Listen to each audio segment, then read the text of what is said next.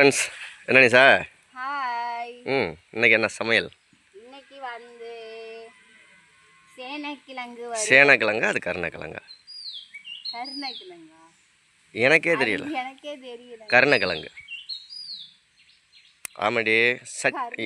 சரி, அவங்க வீடியோவில் பார்க்குறவங்க அவங்க கமெண்ட் பண்ணுவாங்க. சரியா?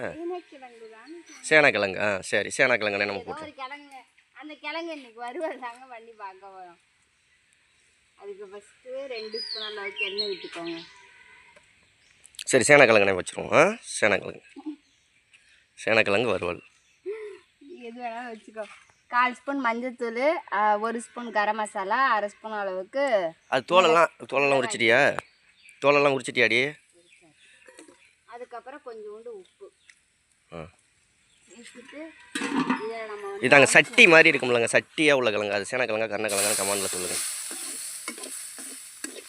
சட்டி கிழங்கு அதானே சார்? போடு போடு.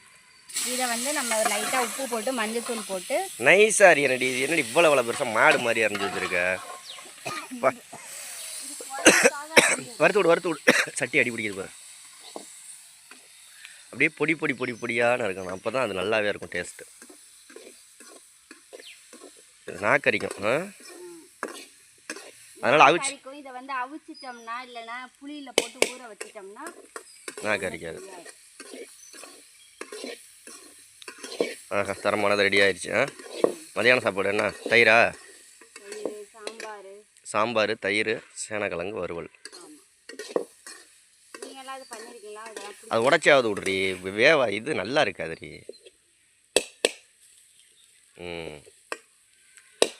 ஓகே மக்களை, இன்னைக்கு குட்டி வீடியோ தான். அவ்வளோதான். வறுத்து எடுத்தாச்சு. சாப்பிட வேண்டியதான்.